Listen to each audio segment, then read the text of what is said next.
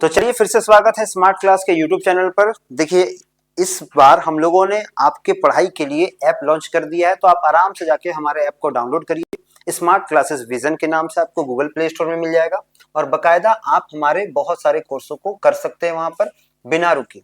App में आपको क्या मिलेगा? इस ऐप में आपको मिलेगा 11th-12th की तैयारी का पूरा फॉर्मेट, जिसमें आप क्लास 11-12 जो आर्ट्स का सब्जेक्ट लिए हैं उनको हिस्ट्री, पॉलिटिकल साइंस तैयार होगा। इसके अलावा हम लोगों ने एनसीईआरटी के एसएसटी जो क्लास 10th का है उसका भी तैयारी हम करवा रहे हैं।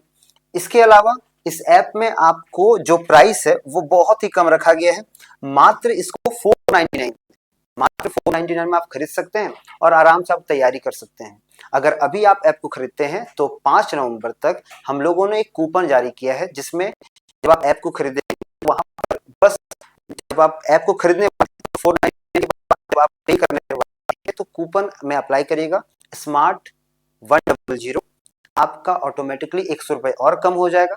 तो बहुत ही गरीब से गरीब बच्चा और अमीर से अमीर बच्चा हो सके तो वो भी डाउनलोड करिए हमारा और यूज करिए और आप अपने मंजिल को प्राप्त करिए। जहां आप जाना चाहते हैं, जितना प्रतिशत आप लाना चाहते हैं, वो प्रतिशत हमारे द्वारा बहुत सारा कोशिश किया जाएगा कि आपको अच्छे से पढ़ के अच्छी जानकारियां दिया जाए। बेसिकली आज हम बात करने वाले हैं उस वीडियो को जो बात होगा ज्योतिबा फूले और उनकी वाइफ सावित्रीबाई फूले के बारे में, जिन्होंने बदलाव करने का एक बहुत बड़ा संकल्प लिया और इन्होंने बदलाव किया भारत के उन वैचारिक रूढ़िवादी सोचों को, जिसने बहुत ज्यादा डाउन कर दिया था हमारे समाज को। ठीक है, किसको डाउन किया था? हमारे समाज को।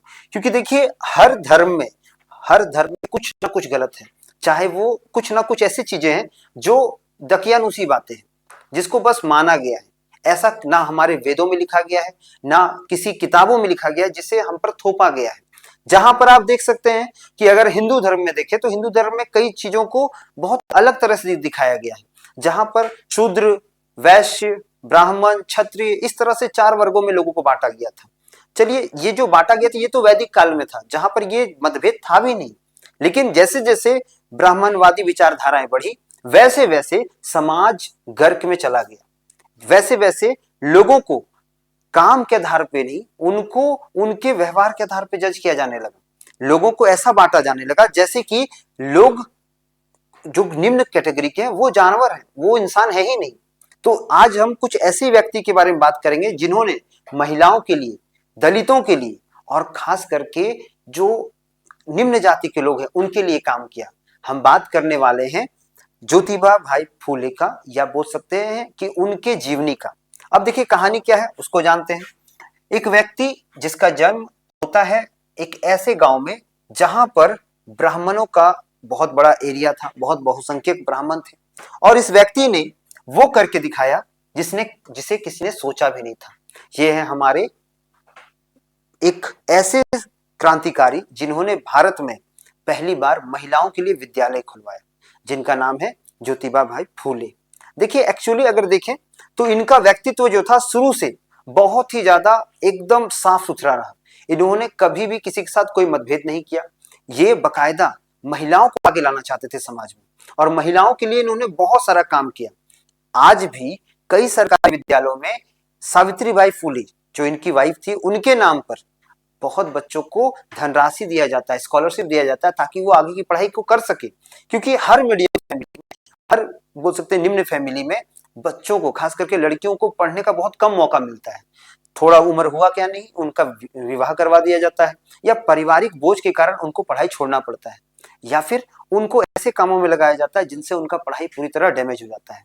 ये उस समय की बात है जब इन्होंने ये कदम उठाया जहां लड़कियों को पढ़ाने के लिए इन्होंने बकायदा पूरे समाज से टक्कर ले लिया बिना डरे।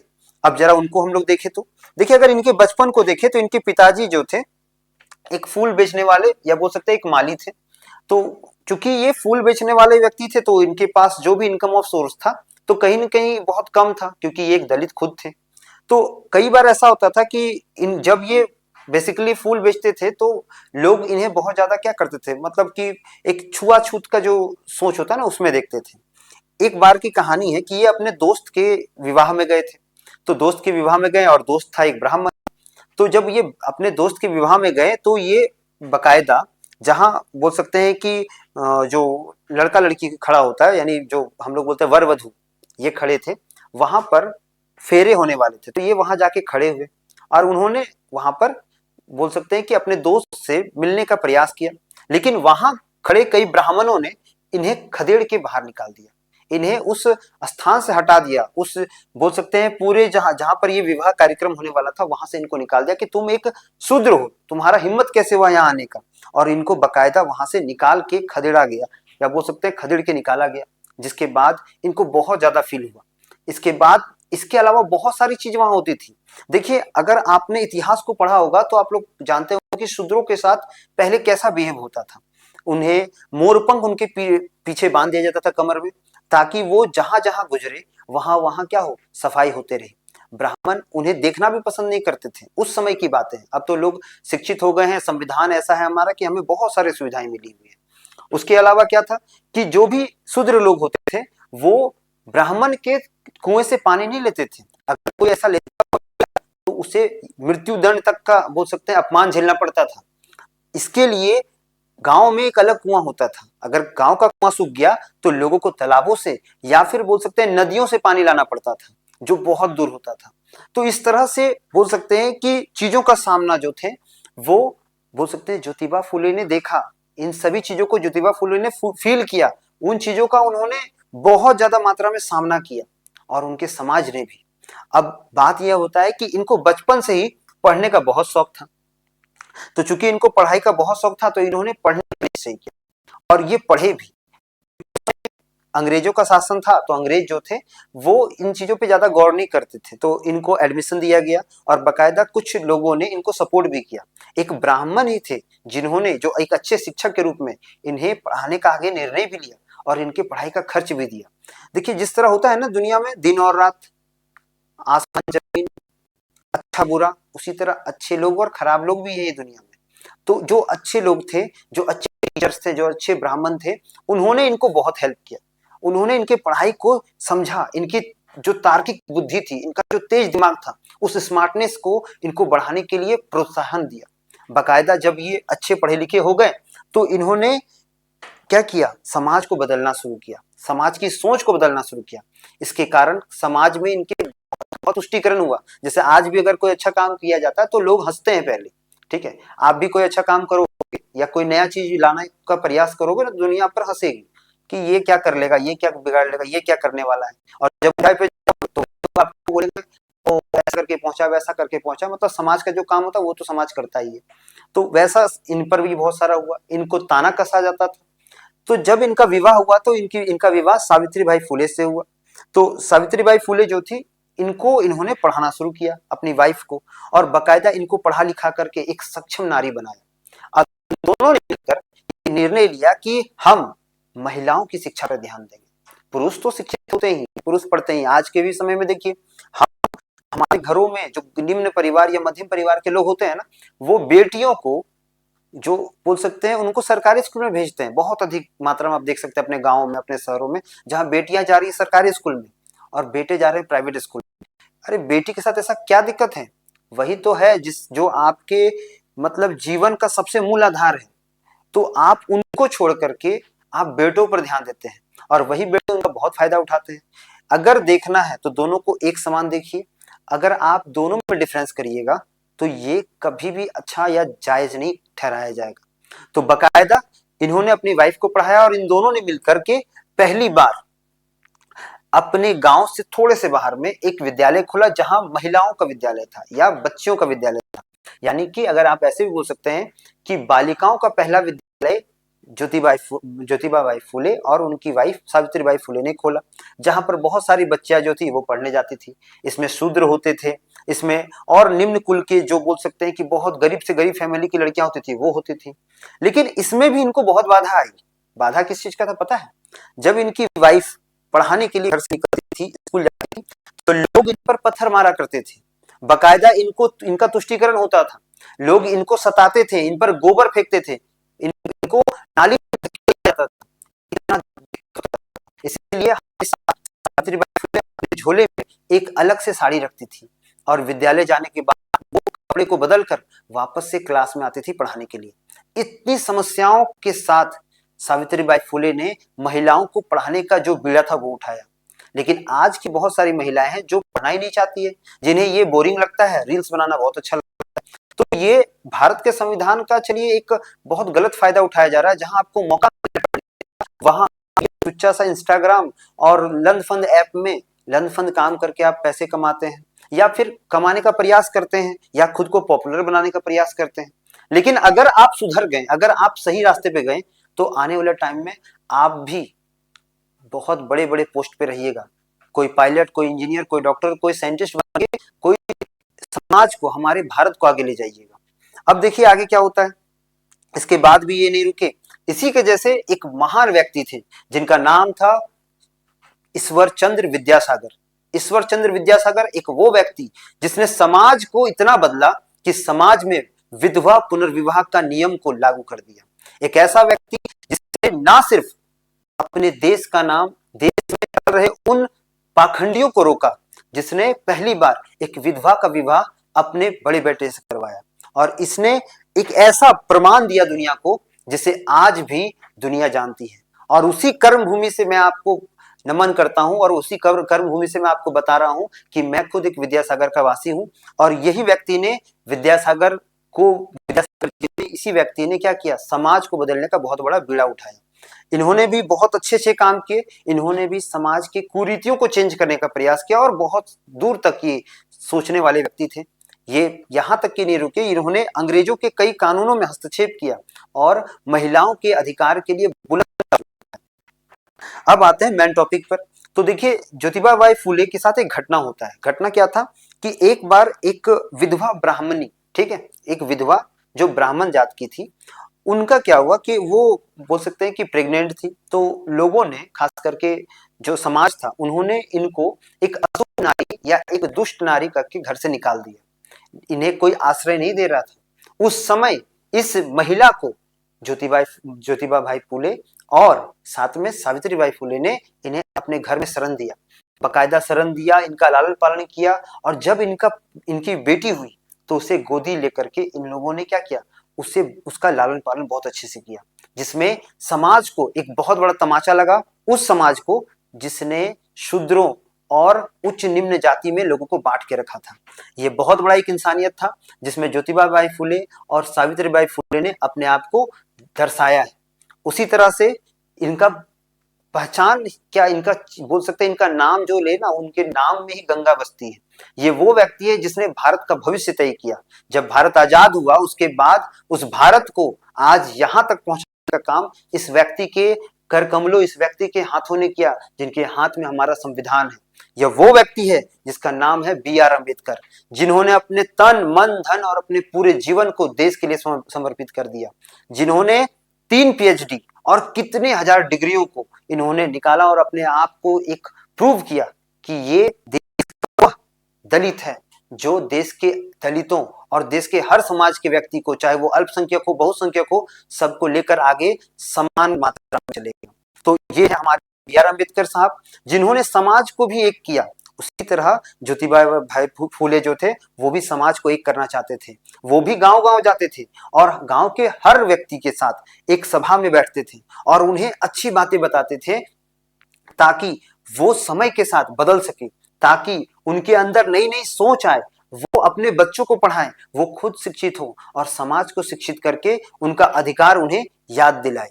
तो इस तरह से ज्योतिबा भाई फुले जो थे, वो गांव-गांव जाकर लोगों को जगाने का काम करते थे, उनको प्रोत्साहित करते थे, उनको ये बताते थे कि शिक्षा कितना जरूरी है, शिक्षा कितना इंपॉर्टेंट है, और अगर हम शिक्षित हो जाएं तो समाज हमें एक्सेप्ट करेगा ही करेगा।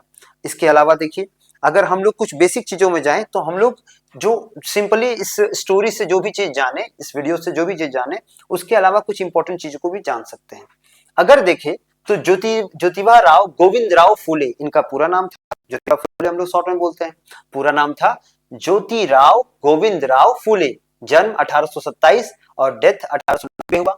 एक क्रांतिकारी समाज सुधारक थे। जन्म और प्रारंभिक जीवन के बारे में जाने तो पूरा नाम इनका ज्योतिराव गोविंद राव फुले था। जन्म हुआ 11 अप्रैल 1827 को, जगह सतारा जिला, महाराष्ट्र के। ठीक है। जाति थे ये माली जाति के, जिसे शूद्र वर्ग में गिना जाता था। पिता गोविंदराव फूले फूल बेचने का कार्य करते थे। पिता कौन थे? गोविंदराव फूले, जो क्या करते थे? फूल बेचने का काम। अच्छा, जन्म कब हुआ? 11/1827 में।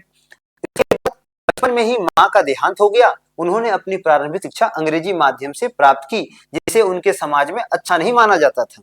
देखिए, कोई भी समाज के लोग बोलते थे कि नहीं, आपको ये सीखना चाहिए, वो सीखना चाहिए, अंग्रेजी सिखा जाए तो ये एक तरह से बोलता था ये तो गलत चीज है, ये नहीं करना चाहिए था। तो मतलब बहुत उस समय के जो व्यक्ति थे या जो उच्च वर्ग के लोग थे, वो बोलते थे नहीं, आपको ये पढ़ना चाहिए, अंग्रेजी नहीं पढ़ना चाहिए। तो इनका अंग्रेजी पढ़ना कई लोगों को खटक रहा था। आगे देखिए, शिक्षा और प्रेरणा।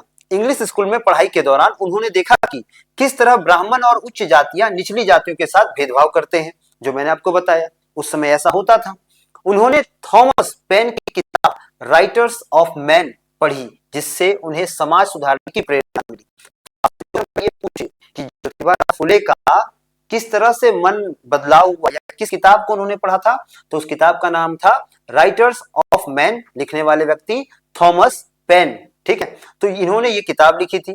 इसके बाद प्रमुख कार्य और समाज सुधार आंदोलन कब चलाया? बोलता है महिलाओं की शिक्षा के लिए पहला स्कूल 1848 में खोला गया। 1848 में इन्होंने पहला महिलाओं के लिए स्कूल खोला। ज्योतिबा फूले और उनकी पत्नी सावित्रीबाई फूले ने पुणे में पहली बार लड़कियों के लिए स्कूल खोला। सावित्रीबाई फूले भारत की पहली महिला शिक्षिका बनी।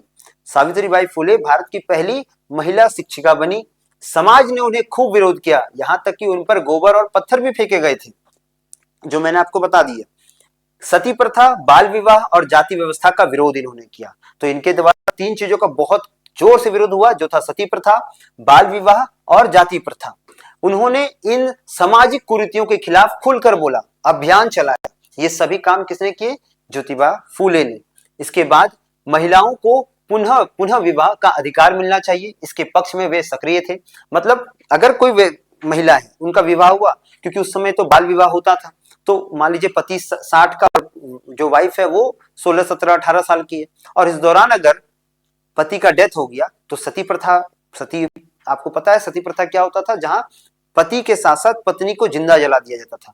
पति के डेड बॉडी के ऊपर रखकर उनको जिंदा जला दिया जाता था, और अगर कोई लड़की इससे मना करती थी तो बकायदा उसे नशीला पदार्थ पिला करके उसे सती कर दिया जाता था। उसे उसी आग में जहां उसके पति की चिता जलती थी उसी में झोंक दिया जाता था। अब देखिए आगे, सत्यशोधक समाज की स्थापना इन्होंने की 1873 में। आपसे क्वेश्चन पूछेगा कि ज्योतिबा फूले द्वारा किस समाज की स्थापना की गई, तो सत्यशोधक समाज। सत्यशोधक समाज यानी सत्य की खोज करने वाला समाज, एक ऐसा समाज जो सत्य की खोज करेगा, जो सत्य है वही होगा। किसी का ढकोसला वाला बात नहीं चलेगा कि हाँ आप ऐसा करोगे तो वैसा हो जाएगा, आप नींबू टांग दोगे तो नजर नहीं लगेगा। इस तरह का ढकोसला बहुत सारा होता है ना, कि बिल्ली रास्ता काट दी तो आगे जाना नहीं है। तो इस तरह का जो भी प्रथा था, जहां महिलाओं को नहीं पढ़ाना चाहिए, महिलाओं को पर्दे के अंदर रखना चाहिए, महिला ये नहीं कर सकती, वो नहीं कर सकती, ऐसा नहीं कर सकती, वैसा नहीं कर सकती, इन सभी चीजों से सत्य का खोज करना था कि सत्य में क्या है। इसके अलावा उद्देश्य था ब्राह्मणवादी विचार वर्चस्व को खत्म करना। क्यों? ब्राह्मण ही पढ़ा सकता है क्या? उस समय में ऐसा सोच था कि ब्राह्मण ही जो है वो शिक्षा दे सकते हैं और कोई जाति शिक्षा नहीं दे सकती है। इस चीज को भी इन्होंने दूर किया। इसके अलावा शूद्रों, अति शूद्रों को जागरूक करना। इन्होंने घर घर जाके, गांव गांव जाकर शूद्रों और अति शूद्रों को क्या किया? जागरूक किया कि अब समय आ गया है, अब जागो, शिक्षा का पान करो और इस समाज में कुरीतियों को बर्बाद करो। इसके बाद उन्होंने पुजारी प्रथा का विरोध किया और विवाह आदि संस्कार बिना ब्राह्मणों के कराने की परंपरा शुरू की। इन्होंने ये कहा कि जो मंत्र एक ब्राह्मण पढ़ सकता है वो मंत्र तो हम भी पढ़ सकते हैं, तो क्यों इतना झोल झमाला करना है, क्यों पिता पर इतना बोझ डालना है, बेटी के पिता पर, कि बाराती आएगा, मंडप सजेगा, मंडप में पंडित जो है वो श्लोक पढ़ेंगे और उसके बाद ब्याह शादी होगा, जिसके बाद कई ब्राह्मण जो है कई सारी चीजों को लेके जाएंगे। उस समय का ऐसा सोच था। तो इन्होंने इसका विरोध किया था कि पुजारी प्रथा को खत्म करो, विवाह कराना है, खुद शिक्षित हो, मंत्र पढ़ो और विवाह करो। ये धर्म के खिलाफ नहीं थे, लेकिन धर्म में हो रही कुरीतियों के खिलाफ थे। इसके बाद दलितों के लिए काम किया। उन्होंने कहा कि शूद्र, अति शूद्र को आत्मसम्मान से जीने का अधिकार है। दलितों को मंदिरों और जल स्रोतों तक पहुंच दिलाने के लिए उन्होंने आंदोलन किया। देखिए मैंने आपको बताया ना कि अगर कोई भी दलित, अगर वो किसी बोल सकते हैं ब्राह्मण के कुएं तक या किसी उच्च जाति के कुएं में के पास चल जाए और वहां से पानी ले ले तो मृत्यु दंड तक का भी बोल सकते हैं उनको परिणाम भोगना पड़ सकता था। तो इन्होंने इन चीजों पर क्या किया, इन चीजों पर कटाक्ष किया और इसके लिए जन आंदोलन तक किया और लोगों को जागरूक करने का काम किया। विचार और लेखन कार्य में देखें तो गुलामगिरी 1873 में इनके द्वारा लिखी गई किताब थी। अमेरिका में गुलामों की आजादी से प्रेरित होकर यह पुस्तक लिखी गई। देखिए अमेरिका में गुलाम, उस समय भी तो वहां अमेरिका भी तो एक समय गुलाम रहा था।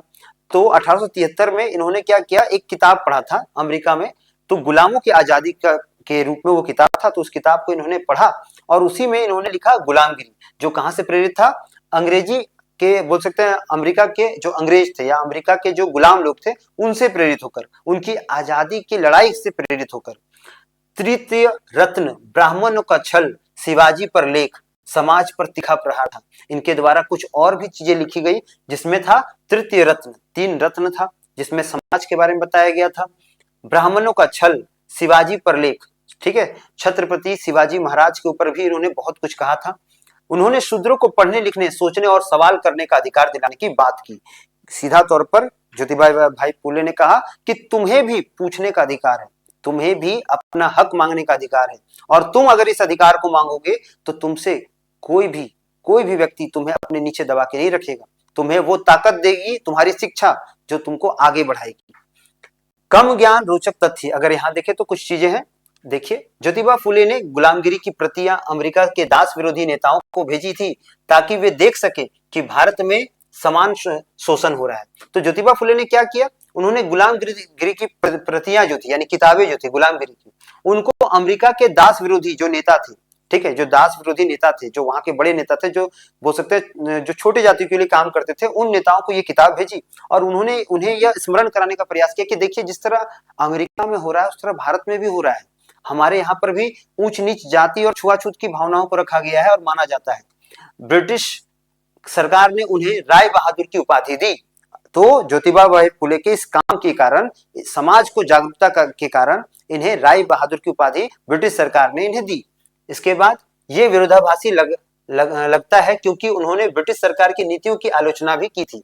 तो कई जगह पर यह माना जाता है कि राय बहादुर की उपाधि ब्रिटिश सरकार ने दी, लेकिन कहीं ना कहीं यह भी बोला जाता है कि ज्योतिबा भाई फुले ने हमेशा अंग्रेजों द्वारा लिए गए फैसलों का सख्त विरोध किया था और उनके विरोध में हमेशा ये खड़े रहे। इसके बाद उन्होंने एक विधवा ब्राह्मण महिला को अपने घर में आश्रय देकर उनके बच्चों को पाला। समाज ने इसका भी तीखा विरोध किया। ज्योतिबा और सावित्रीबाई फुले ने रूढ़िवादी समाज के खिलाफ मोर्चा लेने के कारण कई बार जीवन को खतरे में डाला। मतलब कई बार उस महिला के लिए इन लोगों ने क्या किया, या समाज को बदलने के लिए अपनी जान की बाजी तक लगा दी। कहीं भी ये हारे नहीं। जबकि आज के समाज में एक बदलाव क्या होता है, अगर कोई एक व्यक्ति बदलाव लाना चाहता है तो 100 व्यक्ति उसको बर्बाद करने में लग जाता है। ठीक है, आगे क्या होता है देखिए, लेकिन वे कभी रुके नहीं या झुके नहीं। सावित्रीबाई के स्कूल जाने पर राह में गोबर फेंका जाता था, तब वे एक अतिरिक्त साड़ी ले जाती थी ताकि स्कूल में साफ साड़ी पहन सके, जो मैंने आपको बता दिया। मृत्यु और विरासत, मृत्यु इनका हुआ 28 नवंबर 1890 को। आज महाराष्ट्र और भारत में उनके नाम पर कई संस्थाएं, विश्वविद्यालय और स्मारक बने हुए हैं। तो आज हम लोगों ने इस वीडियो में पढ़ा ज्योतिबा राव फुले के बारे में, जिन्होंने समाज को उस अहमियत तक बदला, उस समाज को बदला जिस समाज में कुरीतियां, कुप्रथाएं बहुत ही ज्यादा प्रगढ़ हो चुकी थी, जिन्होंने ये चेंज किया कि समाज किस तरह से बदला जाता है और इस समाज में महिलाओं का भी उतना ही अधिकार है जितने पुरुषों का है। आशा करते हैं कि आज की वीडियो आप बहुत अच्छे से समझ गए होंगे और ज्योतिबा राव फुले के किए गए घटनाओं और उनके जीवनी को कभी जिंदगी में नहीं भूलिएगा। तो चलिए आज का वीडियो यहीं तक रखते हैं, मिलते हैं अगले वीडियो में। तब तक के लिए वंदे मातरम, भारत माता की जय। और हमारा ऐप जरूर से जरूर डाउनलोड करें, smart classes vision app. Play store में जाएं, डाउनलोड करें और हमें मौका दें अच्छे पढ़ाने और आपको अच्छा से शिक्षित करने, एक एक डिटेल्स को जानने का। Thank you.